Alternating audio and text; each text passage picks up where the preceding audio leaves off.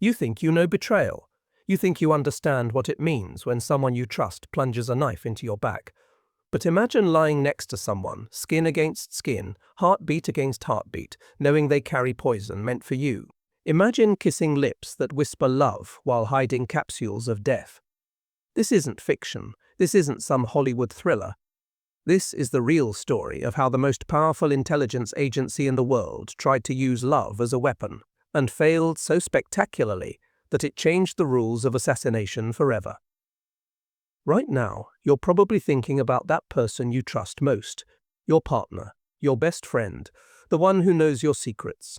What if I told you that in 1960, a young woman held Fidel Castro in her arms, felt his breath on her neck, and had cyanide pills hidden in her cold cream jar, ready to drop into his drink? What if I told you she couldn't do it? Not because she was caught, not because the plan failed, but because when she looked into his eyes, something broke inside her soul. In the next minutes, you're going to discover exactly how the CIA recruited a 19-year-old girl to kill one of history's most paranoid dictators. You'll feel the weight of those poison capsules in her hand. You'll understand why love and murder can't exist in the same heart, and, most importantly, you'll learn why this failed assassination attempt reveals a truth about human nature that every government fears you'll discover. More dangerous than any weapon, and impossible to control. February 28, 1959. The harbor of Havana smells like diesel fuel and revolution. A German cruise ship, the MS Berlin, floats in the crystalline Caribbean waters. On board, a 19-year-old girl named Marita Lorenz leans against the rail, her dark hair whipping in the tropical breeze. She doesn't know it yet, but in exactly 7 minutes, her life will collide with history like a meteor hitting Earth. The gangplank rattles. Boots march up. Fidel Castro. Not the old man you've seen in documentaries. This is Castro at 32, 6 feet 3 inches of raw charisma wrapped in olive green fatigues. His beard isn't grey yet, it's black as midnight, thick as jungle vines. His eyes scan the ship like a predator surveying territory. Those eyes stop on Marita. Feel that moment. The salt spray on your lips, the sun burning your shoulders.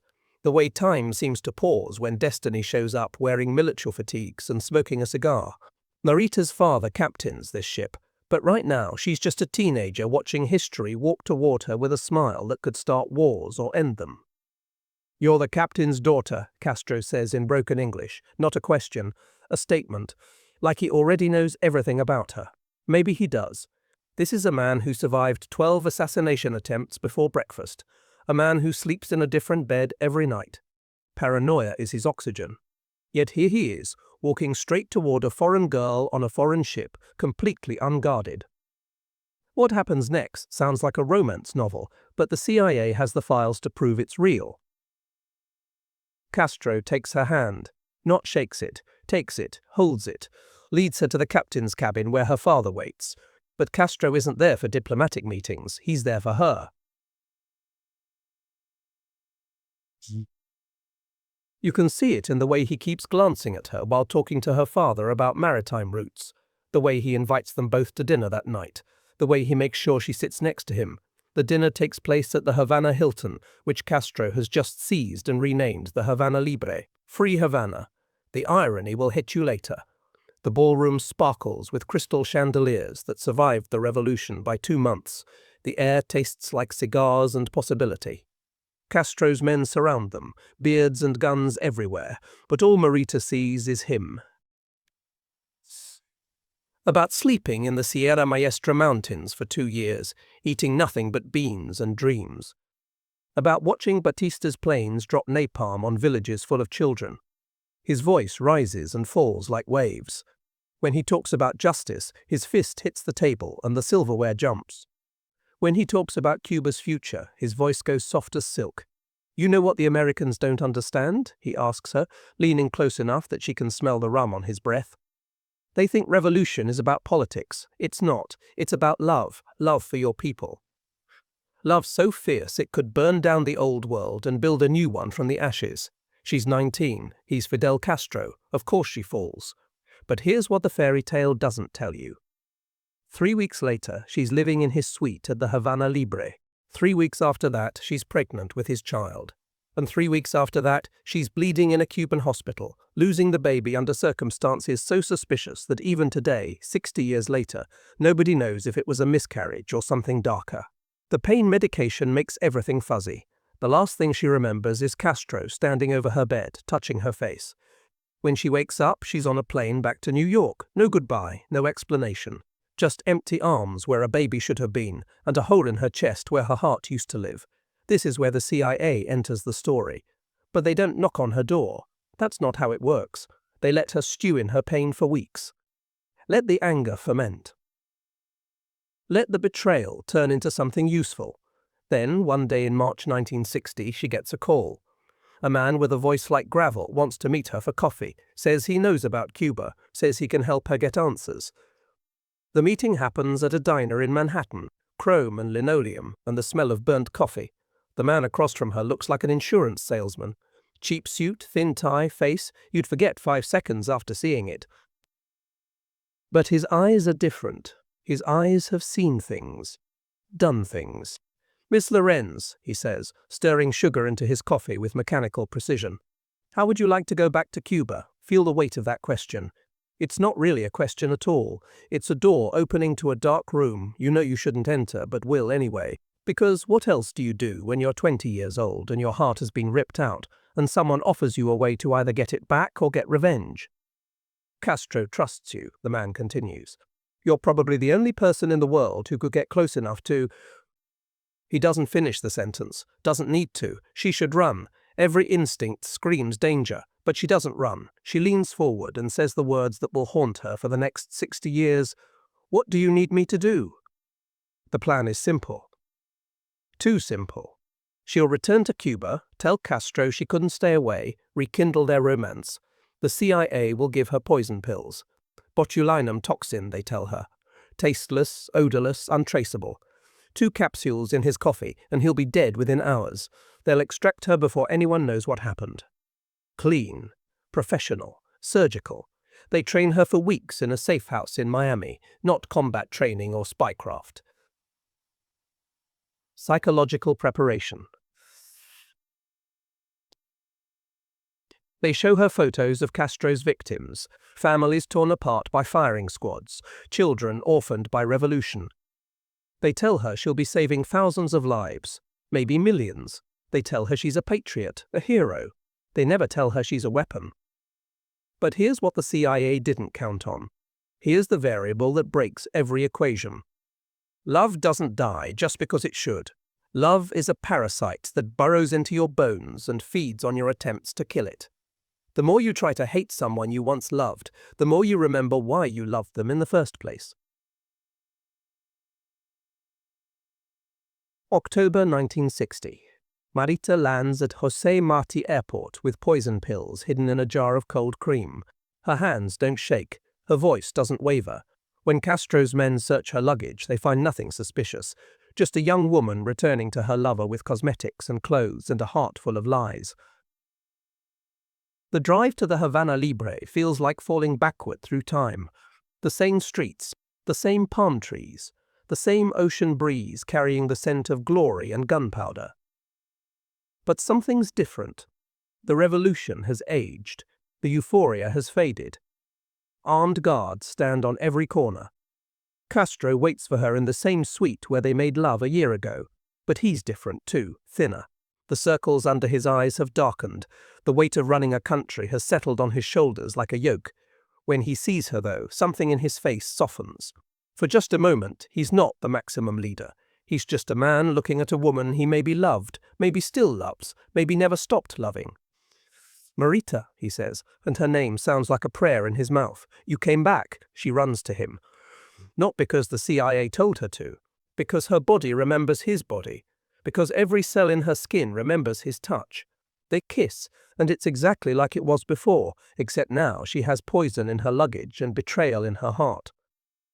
That first night, they don't make love. They talk. He tells her about the Bay of Pigs invasion that's coming. Everyone knows it's coming. The CIA has the worst operational security in the world. He tells her about the 17 assassination attempts he's survived in the past year.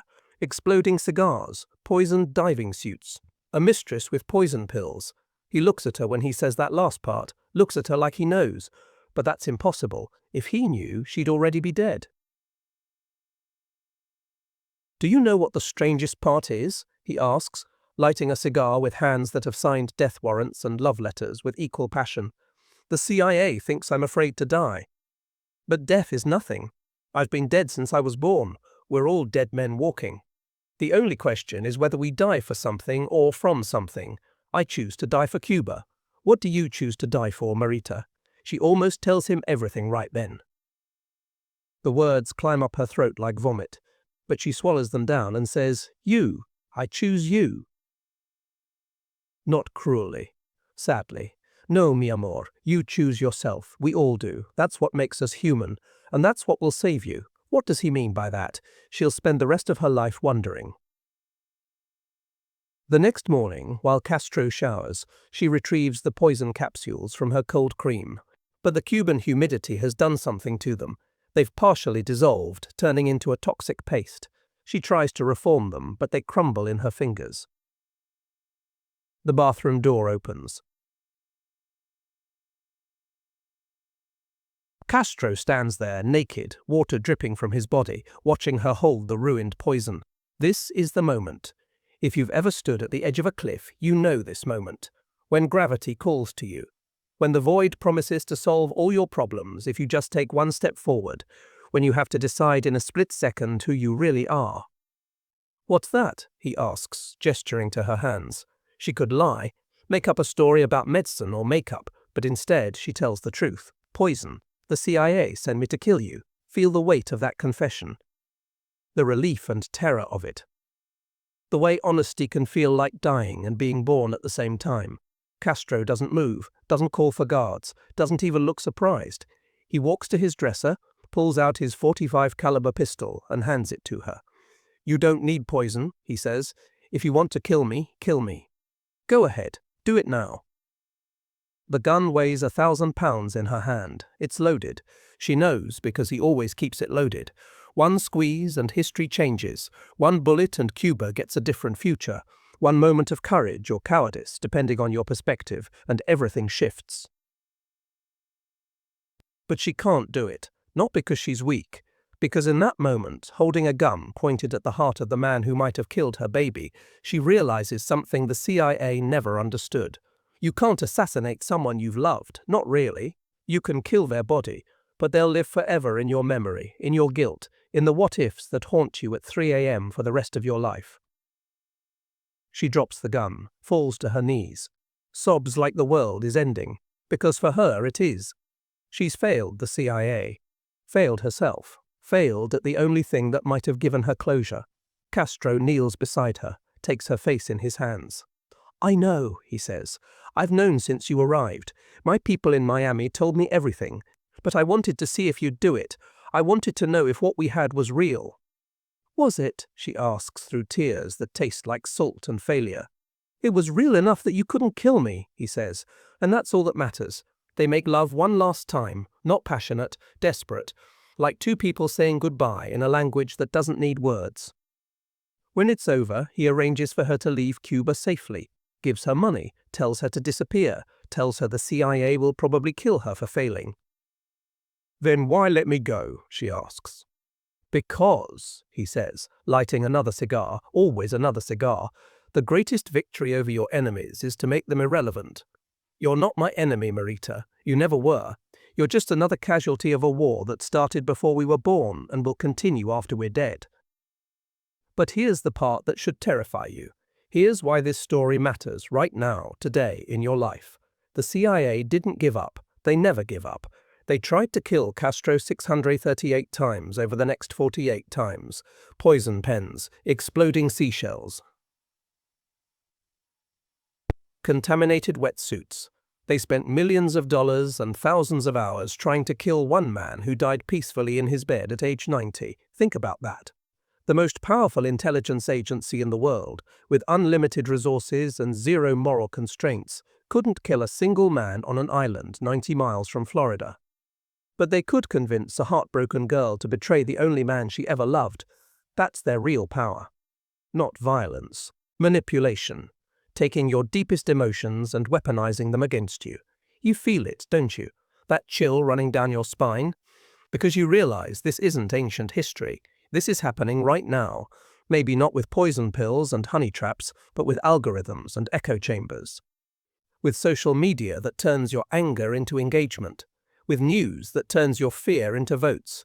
With systems that turn your love into data points to be exploited. Marita Lorenz lived until 2019. She spent 60 years carrying the weight of that moment when she held a gun to Castro's heart and couldn't pull the trigger. In interviews, she called it the greatest regret and the greatest relief of her life. She had other lovers, other children, other lives. But she never stopped dreaming about Cuba, about him, about the baby that might have lived if she'd made different choices. Castro never spoke publicly about her. But after his death, they found letters in his private papers, letters he wrote but never sent. Letters that said things like, "I think of you when it rains, and your betrayal was the most honest thing anyone ever did to me, and if I could live again, I would still open the door when you knocked. This is the part where you want me to tell you there's a lesson, that love conquers all, or that violence solves nothing, or that the CIA learned from their mistakes. But that's not how history works. History doesn't give you clean endings or clear morals. History gives you messy humans making impossible choices and living with the consequences forever.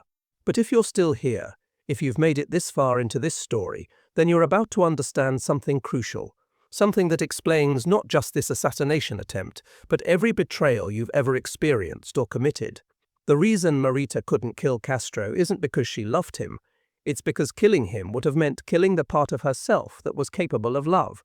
And that's a murder no one survives. The CIA knew this, of course. They've always known. That's why they recruited her in the first place. Not because they thought she'd succeed, but because they knew she'd fail in a way that would destroy her. And a destroyed person tells no tales, files no lawsuits, makes no accusations that can be proven. She becomes just another crazy woman claiming the government used her, and who believes crazy women. Except Marita didn't stay quiet. She wrote a book, testified before Congress, spent decades trying to make people understand what it feels like to be turned into a weapon against your will, to be aimed at someone you love and told to pull the trigger for your country, to realize too late that your country doesn't care about you any more than it cares about the people it wants dead. You know what the strangest part of this story is? After everything, after the poison and the gun and the betrayal, Castro sent her flowers when her mother died. No note, no signature. Just flowers that smelled like Cuba and revolution, and a love that refused to die no matter how many times they tried to kill it.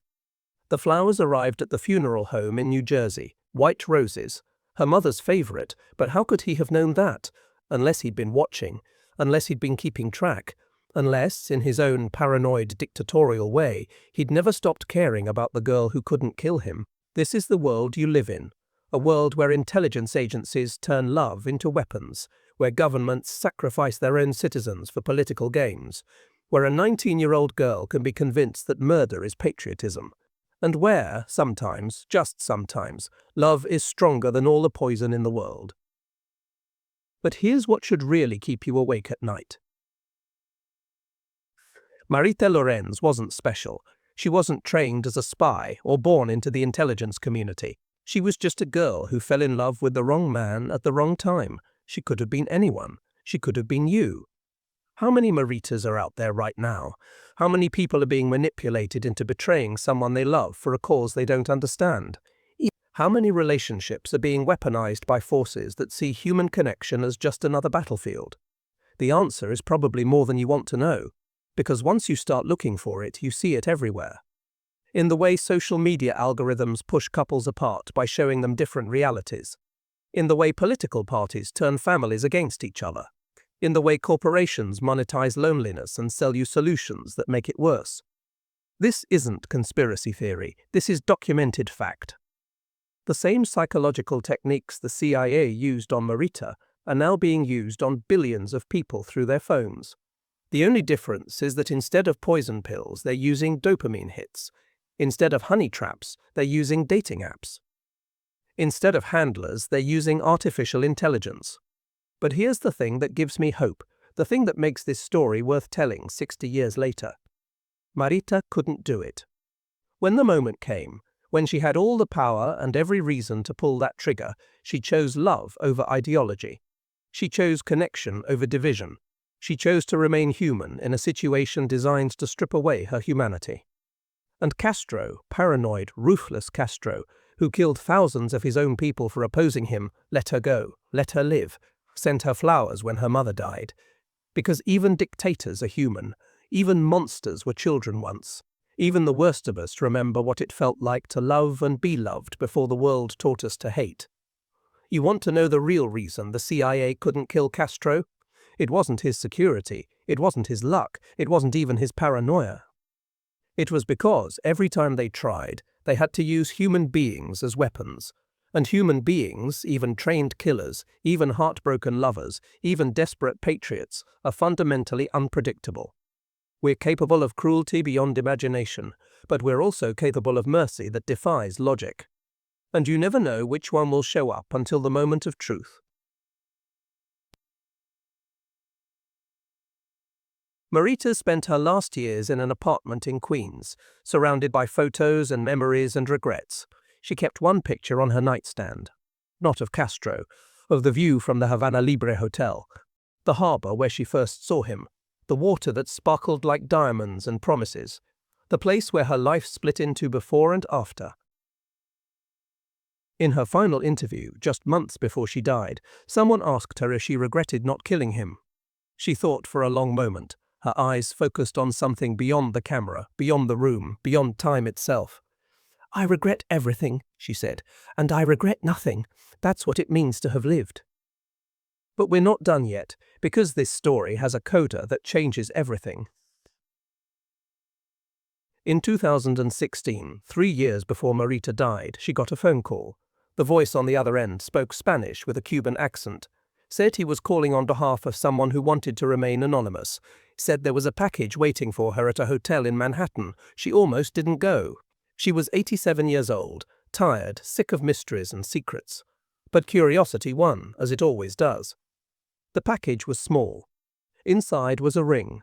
The ring Castro had given her in 1959, the one she'd thrown at him when she lost the baby, the one she thought was gone forever.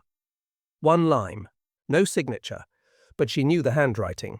"I kept it safe for you, that's all, 5 words. But sometimes 5 words are enough to rewrite history, to prove that love doesn't follow the rules of politics or time or logic. To show that even in a world of poison pills and honey traps, something sacred survives. She wore the ring to her funeral. Her children didn't understand why she wanted to be buried with a piece of cheap Cuban silver. But you understand, don't you? It wasn't jewelry, it was proof. Proof that what happened between them was real. Proof that she mattered to someone who mattered to history. Proof that love and betrayal can exist in the same heart without destroying each other. If you're still listening, if you've come this far with me through this labyrinth of love and lies, then you need to understand the final piece of this puzzle, the part that nobody talks about because it's too dangerous, too revolutionary, too true. The CIA didn't just fail to kill Castro. They created him. Every assassination attempt made him stronger. Every betrayal made him more paranoid. Every failure made him more convinced that he was destined to survive. They turned a small-time revolutionary into a mythical figure who couldn't be killed. They made him immortal through their incompetence. And maybe that was the plan all along. Maybe they needed Castro alive more than dead.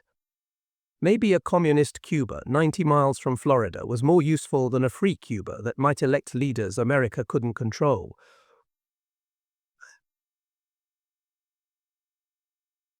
Maybe the Cold War needed villains more than victories. But that's not the real tragedy. The real tragedy is Marita, and the thousands of others like her who got caught in the crossfire of a war that was never about ideology or freedom or justice. It was about power. It's always about power. And power doesn't care how many hearts it breaks as long as the game continues. You feel that resonance, don't you? Because you're living in the same game with different players. Instead of the CIA and KGB, it's tech companies and governments. Instead of communism versus capitalism, it's algorithms versus human nature. Instead of honey traps, it's engagement metrics. But the game is the same. Turn people against each other, weaponize their emotions, profit from the chaos. Here's what Marita understood too late. Here's what Castro knew from the beginning. Here's what you need to understand right now. The only way to win this game is to refuse to play, to choose love over ideology, to choose connection over division, to choose being human over being right. That's not naive. That's not weak. That's the most radical thing you can do in a world that wants to turn you into a weapon. Because every time you choose love, you're committing the same beautiful treason that Marita committed when she dropped that gun. You're saying that your humanity is not for sale, not for rent, not for manipulation. The hotel in Havana where it all happened is still there. The Havana Libre. It's been renovated dozens of times, but room 208, Castro's suite, Marita's prison, their paradise, remains exactly as it was. Like a museum to a love that should never have existed but did. Tourists take photos without knowing that this is where the Cold War got personal, where history held its breath, where a girl with poison pills discovered that some things are stronger than death. But here's the detail that breaks my heart every time, the detail that explains everything. When they cleaned out Marita's apartment after she died, they found hundreds of letters. Letters she wrote to Castro but never sent, letters spanning 60 years. Letters that said things like, "I dream of you still, and I forgive you, and I forgive myself, and maybe in another life we could have been ordinary."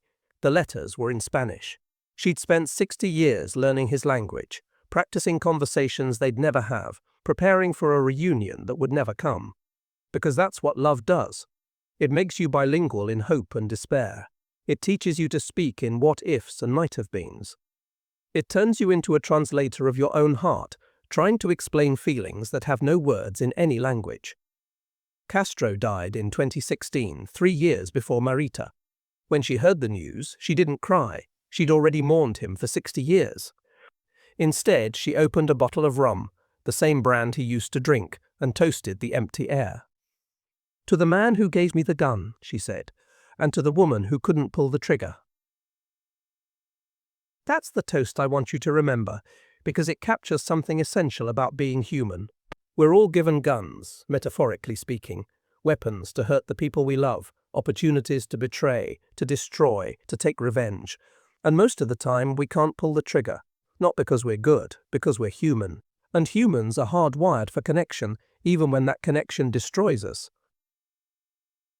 The CIA learned nothing from this failure. They kept trying to kill Castro for another 40 years, each attempt more absurd than the last. They tried to put thallium salts in his shoes to make his beard fall out, thinking that without his beard he'd lose his power, as if revolution lived in facial hair, as if charisma could be shaved away.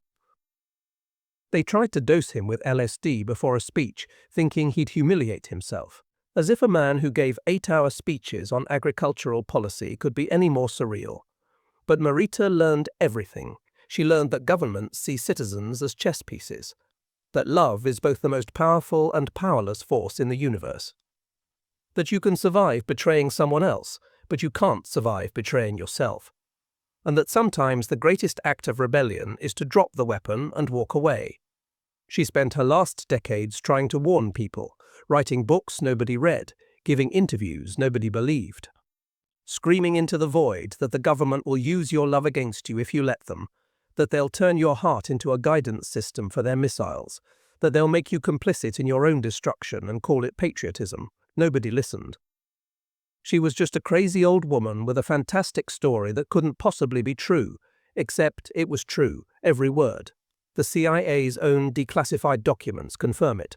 Operation Mongoose, the plan to kill Castro using his lovers.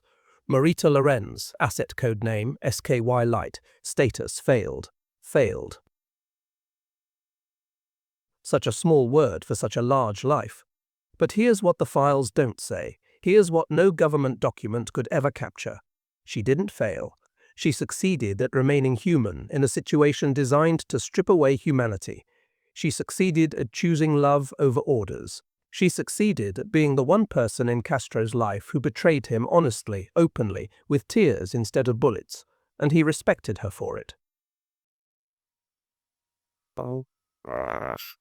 That's the part that should blow your mind.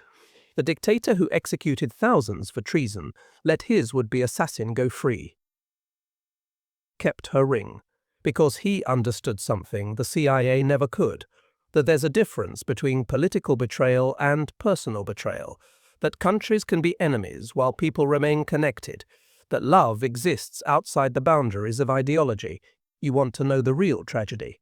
It's not that she couldn't kill him, it's that she spent 60 years thinking she should have, 60 years replaying that moment, 60 years wondering if history would be different if she'd been stronger or weaker, braver or more cowardly. 60 years, not understanding that she'd already changed history just by being human when everyone wanted her to be a weapon. Because here's what her story really proves. Here's the lesson the CIA doesn't want you to learn. Their power isn't absolute. They can manipulate you, lie to you, use you, but they can't make you pull the trigger. That final choice, that moment of truth, belongs to you alone. And in that moment, you're more powerful than all the intelligence agencies in the world combined. Think about that next time someone tries to make you hate someone you used to love. Next time the news tells you your neighbor is your enemy.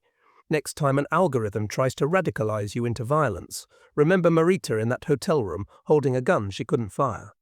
Remember that you always have the option to drop the weapon and walk away. But here's the twist that changes everything. Recently, declassified documents suggest that the CIA knew she would fail, that they sent her anyway, that her failure was the point. They needed a failed assassination attempt to justify what came next. The Bay of Pigs, the missile crisis, decades of embargo. They needed Castro alive and dangerous to justify their budget, their existence, their endless war against an island the size of Pennsylvania. If that's true, and the evidence suggests it is, then Marita wasn't a failed assassin. She was a successful pawn in a game so complex that even the players didn't understand the rules. She was manipulated not into killing Castro, but into not killing him, into creating a story of mercy that would humanize him to his supporters and demonize the CIA to its critics. Every outcome was planned except one. They didn't plan on her surviving. They didn't plan on her talking. They didn't plan on her living to 87 and dying peacefully in her bed, surrounded by photos and memories and the ring Castro kept safe for 60 years. That's her real victory. Not that she couldn't kill him, but that she outlived everyone who tried to use her. She outlived the handlers who recruited her, the officers who trained her, the system that betrayed her, even Castro himself. She survived them all and lived to tell the tale, even if nobody wanted to hear it. In her last interview, the reporter asked her what she would say to Castro if she could speak to him one more time. She smiled, and for a moment you could see the 19-year-old girl she used to be. The one who fell in love on a cruise ship, the one who believed in revolution and romance, the one who didn't yet know that governments eat their young. I would tell him I'm sorry, she said, not for trying to kill him, for not trying hard enough, for not being the enemy he needed me to be, for loving him when I should have hated him, for hating him when I still loved him, for being human when history needed a monster. But that's exactly why her story matters, because history doesn't need monsters. It has plenty of those. History needs humans who refuse to become monsters, even when that refusal costs them everything. History needs people who drop the gun and walk away, who choose love over ideology, who fail at assassination but succeed at staying human. The room in the Havana Libre Hotel is a shrine now, not officially. The Cuban government would never admit that. But the maids who clean it whisper about the ghost of a young woman who appears at dawn, looking out at the harbor, waiting for a ship that sailed 60 years ago. Tourists report strange sounds, crying, laughing, sometimes both at once. The sound of someone trying to reconcile the irreconcilable. Maybe it's real. Maybe it's just the wind through old windows and the power of suggestion. But I like to think it's Marita, or at least the part of her that never left that room. The part that's still 19, still in love, still holding poison pills that are dissolving in the Caribbean humidity. Still choosing between love and duty, passion and patriotism, the trigger and the tears. Because we all have a room like that. A moment frozen in time when we had to choose who we really are. When we had to decide whether to be the weapon or the human. When we had to look at someone we loved and decide whether to protect them or destroy them. And most of us, like Marita, choose both and neither, creating a paradox we spend the rest of our lives trying to resolve.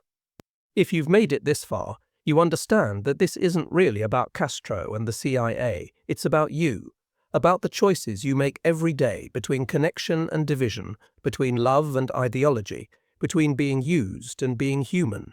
It's about recognizing when someone is trying to turn you into a weapon and having the courage to drop the gun and walk away.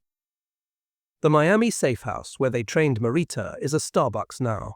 The irony is perfect.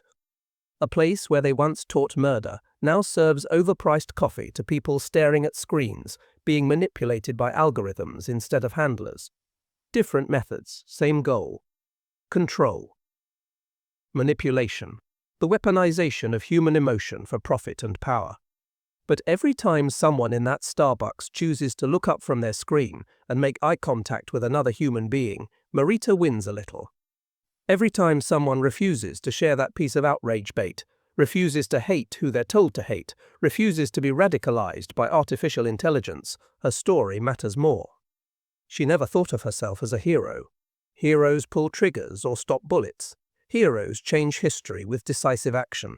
She was just a woman who loved the wrong man at the wrong time and couldn't kill him when she had the chance. But maybe that's what real heroism looks like. Not pulling the trigger when everyone expects you to. Staying human when history wants you to be a headline. Castro knew this. That's why he gave her the gun. Not because he was brave or suicidal, but because he understood that making her choose was more powerful than any bullet. That forcing her to confront the contradiction between love and violence would destroy her more thoroughly than any prison or execution. He weaponized her humanity against her, which is exactly what the CIA had tried to do, which is exactly what every power structure does to the people it claims to protect. But here's the beautiful thing. Here's the reason I'm telling you this story. She survived. Broken, haunted, full of regret and relief, but she survived. She proved that you can be used, manipulated, weaponized, and still come out the other side, human. Changed, damaged, but human. And as long as you're human, you win. Even when you lose, you win. Because humanity is the one thing power can't ultimately control. The poison pills they gave her were real. The CIA has confirmed this. Botulinum toxin, one of the deadliest substances known to man. 2 capsules contained enough poison to kill 20 people. But they dissolved in the humidity, turning into paste, becoming useless. Like the universe itself conspired to prevent this assassination. Like nature said no to this particular perversion of love. Or maybe it was simpler than that. Maybe she knew the pills would dissolve. Maybe she chose the cold cream jar specifically because she knew the humidity would destroy them. Maybe her subconscious sabotaged the mission before her conscious mind could decide. Maybe we all have built-in fail-safes that prevent us from becoming the monsters others want us to be. That's what I choose to believe. That's the story I tell myself when the world seems too dark, too controlled, too manipulated. That somewhere in each of us is a 19-year-old girl with poison pills that won't solidify, holding a gun she can't fire, choosing love over orders even when love is the harder choice. Marita had other relationships after Castro. She had 2 children. She lived what appeared to be a normal life. But normal is just the mask we wear over our extraordinary damage. Every relationship was haunted by the one that history recorded. Every kiss reminded her of the lips that might have tasted poison. Every I love you echoed with the one she said while hiding cyanide in her cosmetics. How do you love after something like that? How do you trust? How do you believe in anything when you've been both the betrayer and the betrayed, the weapon and the target, the assassin who couldn't kill, and the lover who couldn't forget? You don't, not the same way. You love differently. With the knowledge of what love can become when power gets involved. You love with your eyes open, watching for handlers and hidden agendas. You love knowing that anyone can be turned into a weapon, including yourself, especially yourself. But you still love. Because the alternative is to let them win, to let the agencies and algorithms and manipulators turn you into exactly what they want, isolated, paranoid, controllable. Love is rebellion. Connection is resistance. Every genuine human moment is a small revolution against the forces that would turn us all into weapons or targets or both. Castro died believing he was immortal, not literally, but historically. He survived 638 assassination attempts. He outlived 10 American presidents. He turned a small Caribbean island into a player on the world stage through sheer force of will and paranoia. But he died anyway. We all do. And in the end, what survives isn't the politics or the power or the revolution. It's the stories of who loved whom and why and what they did about it. Marita's story survives because it's really your story. The story of every person who's ever been asked to choose between love and duty, between heart and homeland, between who you are and who they want you to be. Most of us never face that choice with a gun in our hand and history watching, but we face it in smaller ways every day. And how we choose determines not just our fate, but the fate of our humanity. The CIA still exists, still recruits assets, still uses love and sex and emotion as weapons. But now they have competition. Every corporation with your data is trying to manipulate your emotions. Every algorithm is attempting to weaponize your attention. Every notification is a small assassination attempt on your peace of mind. And just like Marita, you have to choose whether to pull the trigger or drop the gun. Here's what 60 years of hindsight tells us. The CIA's plan to kill Castro with his lover failed because they fundamentally misunderstood both love and power.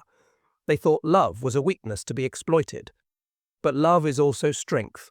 It's the force that makes people drop guns and walk away from history. It's the power that survives when governments fall and ideologies crumble. And power? Power isn't the ability to kill your enemies. Castro proved that. He couldn't be killed, but he also couldn't leave his island. He won every assassination attempt but lost the larger game. Power is the ability to make people choose to follow you, and nobody chooses to follow someone they're forced to fear. They comply, they submit. But they don't choose. And without choice, power is just violence wearing a suit. Marita understood this in that hotel room. When Castro handed her his gun, he wasn't showing strength, he was showing weakness. He was admitting that her choice mattered more than his life, that her decision would define both of them forever. And she chose mercy. Not for him. Because killing him would have killed the part of her that was capable of choosing. That's the lesson they don't want you to learn, that you always have a choice. Even when the gun is in your hand, even when the poison is in your pocket, even when everyone is watching and history is waiting. You can choose to remain human, and that choice changes everything. The last time Marita spoke publicly about Castro was 3 months before she died. She was in a nursing home, dying of the same ordinary diseases that kill people who were never spies or lovers of dictators. The reporter asked her if she had any regrets. "Every day," she said. "I regret every day, but I also celebrate every day, because every day I lived was a day they didn't expect me to survive. Every breath was a small revolution. Every heartbeat was an act of defiance against the people who tried to use me and throw me away." She paused, looking at something beyond the camera. You want to know the truth about Fidel? He was just a man. Brilliant, paranoid, charismatic, cruel, but just a man. The CIA turned him into a myth by trying to kill him so many times. I could have ended the myth with 2 pills or 1 bullet, but then what? Another man would have taken his place. Another myth, another mission, another girl with poison pills who can't sleep at night.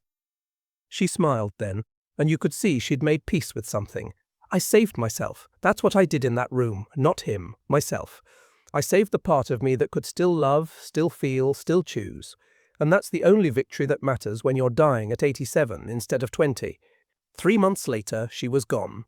They found her in her bed, peaceful, surrounded by those photos and letters and the ring from Cuba. She'd outlived her handlers, her target, her shame, and most of her regret. She'd won by surviving, by refusing to let her story end when the mission failed, by insisting on living long enough to tell the truth, even when nobody wanted to hear it. But we need to hear it. Now more than ever. Because the same forces that tried to use her are trying to use you. Different methods, same goal. Turn humans into weapons, turn love into leverage, turn connection into control. And the only defense is to recognize it when it's happening and choose to drop the gun and walk away. Every time you refuse to hate who you're told to hate, you're channeling Marita's courage. Every time you choose connection over division, you're honoring her memory. Every time you love someone despite the risk, you're proving that humanity is stronger than all the poison pills and honey traps and intelligence agencies in the world. The harbor in Havana still sparkles like diamonds and promises. Ships still dock where Marita first saw Castro. Tourists still take photos without knowing they're standing where history held its breath. But if you know where to look, if you know the story, you can see the ghosts, the girl leaning on the rail, the revolutionary walking up the gangplank. The moment when love and power collided and created a tragedy that would echo for 60 years. That's where we leave this story. Not with answers, but with questions. Not with justice, but with truth.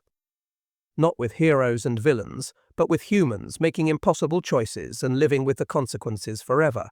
Because that's what history really is. Not dates and battles and treaties. But people trying to love each other while the world burns around them. People choosing between their hearts and their handlers. People discovering too late that you can't assassinate someone you love without assassinating yourself. Marita Lorenz died believing she'd failed at the most important moment of her life. But she was wrong. She succeeded at the only thing that matters. She stayed human when history demanded she become a weapon. She chose love when power demanded hate. She dropped the gun when everyone expected her to fire. And in doing so, she proved that we all have that choice, every day, in ways small and large. To be weapons or humans, to choose love or ideology, to pull the trigger or drop the gun and walk away. The choice is yours. It always has been. They want you to forget that. They want you to believe you're powerless, manipulated, controlled. But Marita's story proves otherwise. Even when the CIA has you in their grip, even when the gun is in your hand, even when history is watching, you can choose. And sometimes, choosing not to be their weapon is the most powerful thing you can do. So remember her, not as the woman who tried to kill Castro, but as the woman who couldn't. The woman who chose love over orders, humanity over history, herself over her handlers. Remember that she survived, that she outlived them all, that she died peacefully in her bed, proving that sometimes the greatest victory is simply refusing to play their game. And the next time someone tries to weaponize your emotions, remember that you have a choice. You can be their bullet or your own person. You can pull the trigger or drop the gun. You can be a footnote in someone else's history or the author of your own story. Choose wisely. Choose humanly. Choose like Marita did in that hotel room in Havana, when she held all the power in the world and chose to let it go. Because that's the choice that matters. That's the choice that changes everything. That's the choice that makes you human instead of a weapon. And being human, truly human, in a world that wants to use you, that's the most revolutionary act of all. The ring Castro kept for her for 60 years is now in a private collection. Someone bought it at auction for $100,000. They bought a piece of cheap silver that represents the most expensive lesson in history, that love is stronger than ideology, that humans are more than weapons, and that sometimes the most powerful thing you can do is drop the gun and walk away. But you can't buy that lesson. You have to live it. You have to choose it. Every day, in every small betrayal and tiny revolution, in every moment when someone tries to use you and you refuse to be used, in every instant when power demands you pull the trigger and love whispers to drop the gun. Not the failed assassination, not the scandal, not the 60 years of regret, but the proof that in the moment of absolute choice, humans can choose to remain human, even when it costs everything. Especially when it costs everything, because that's what makes us different from the machines they want us to become. We can choose, we can love, we can drop the gun and walk away. And as long as we remember that, as long as we honor the Maritas who chose humanity over history, we win. Even when we lose, we win. Even when we fail, we succeed. Even when we die, something immortal survives. The hotel room in Havana is still there, still haunted, still waiting. But it's not waiting for her to come back, it's waiting for you to understand. To realize that you're standing in your own hotel room right now, holding your own gun, facing your own choice between love and duty, between being human and being used. What will you choose?